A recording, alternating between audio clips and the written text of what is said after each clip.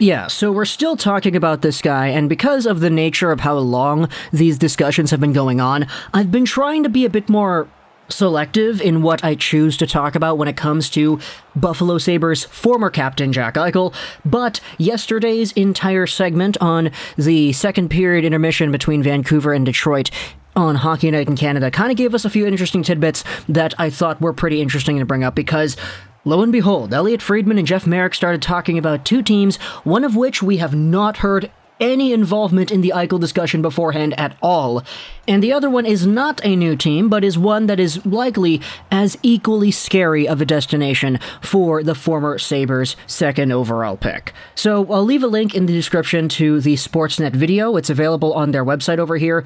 It's the segment between Friedman and Jeff Marek that they discussed this stuff. But we're going over on Spectres Hockey from October 17th, so today, because they write up what exactly is said, it's easier for me to screenshot this, put it on the screen, and you can follow along with us, even though the information is still the same.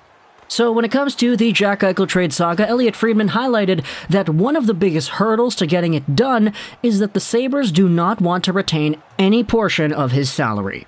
They're willing to take back some certain contracts in return, but it's still difficult with the 24-year-old center having 4 more years left with an AAV of $10 million left on his contract. Now, that's not surprising to hear that the Sabres have a franchise talent, or a sort of franchise talent. I mean, he's not playing right now, so I guess he can't really be a franchise talent at the moment. When he is healthy, though, a franchise guy, $10 million a year for 4 more years, they don't want to retain any salary because, I mean, that's 4 years. If you're going out there and retaining, I don't know, 25%, would you want to go out there and retain $2.5 million for the next 4 years? That's quite a lot of money over the short term, and the Sabres not wanting to retain any of that, I mean, okay, it's their prerogative.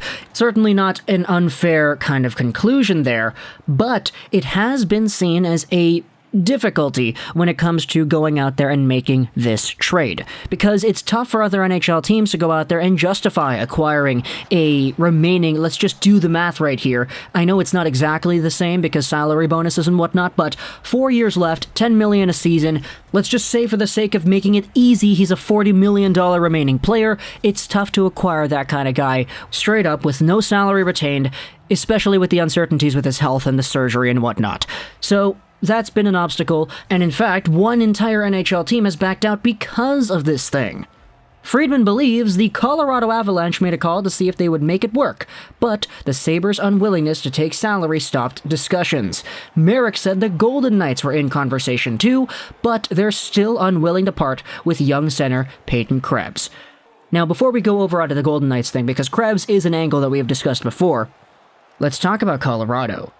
You guys don't need Jack Eichel, come on! I get it, you guys can't make it past the second round, but the Avalanche and Eichel? Dude, if you want to go out there and guarantee yourself a Stanley Cup, assuming he does get healthy and he goes back to his prime #1 form, acquire Jack Eichel. Definitely not a bad way to go about it. Now, the Avalanche currently have $23,000 in cap space right now, and in terms of LTIR money, they have Pavel Francouz, they have Valeri Nichushkin, and they have Devon Taves.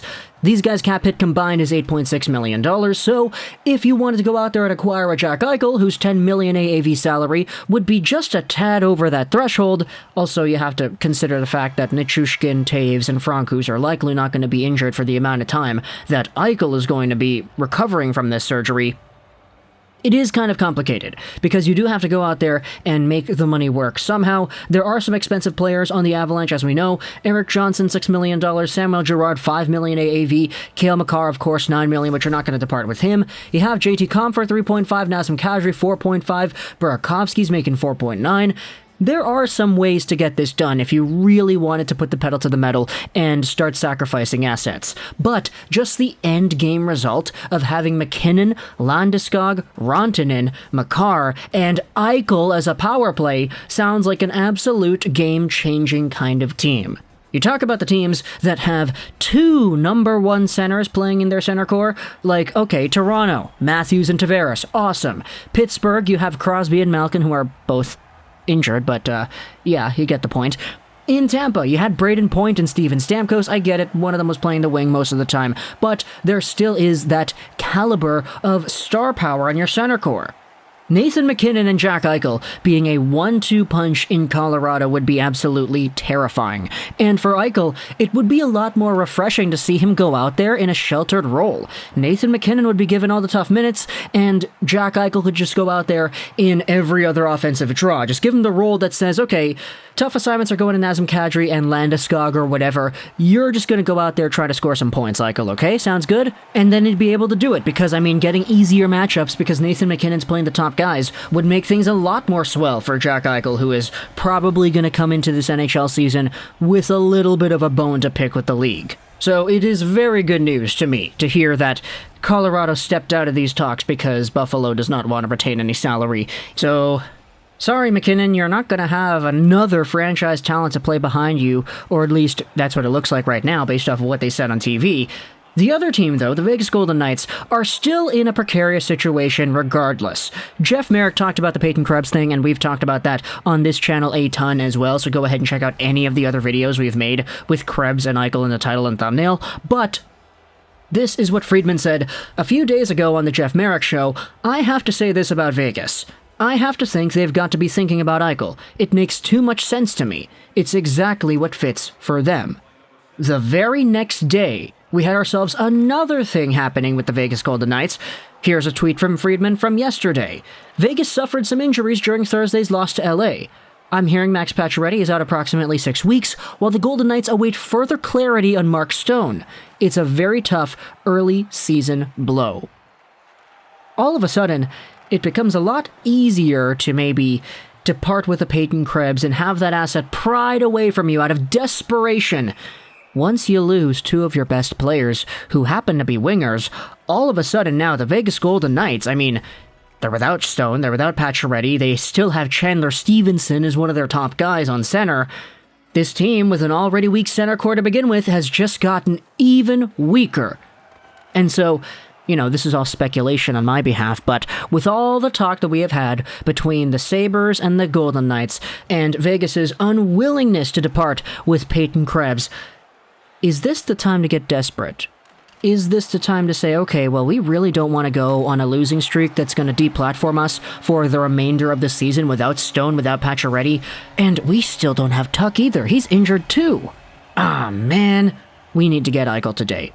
I'm sorry, Peyton Krebs. We tried hard to not trade another one of our first-round picks because we had done that with Glass, with Suzuki, with Braunstrom. We sent away all of them. And we didn't want to make the same mistake with you, but unfortunately, our circumstances today are very dire. Therefore, goodbye, Peyton Krebs. Go ahead and join the other WHL top prospect from the 2019 draft in Dylan Cousins. Hopefully you have a good career in Buffalo. Is that a possibility? A lot more likely today than it had been a week ago? Because, it kind of makes sense to me, right? Everything that we had heard leading up to this point between Vegas and Buffalo was that the one factor that prevented a trade was Peyton Krebs. We didn't have any other indications of potential hurdles or whatever, the Vegas Golden Knights and their salary cap structure or anything like that. We didn't hear any problems aside from Peyton Krebs being involved, because the Sabres wanted him and the Golden Knights did not want to give him up. Who knows, maybe Buffalo holding on to Eichel for so gosh darn long was a good move, because this kind of thing with Vegas happened at the right time, where it's okay, now they're desperate.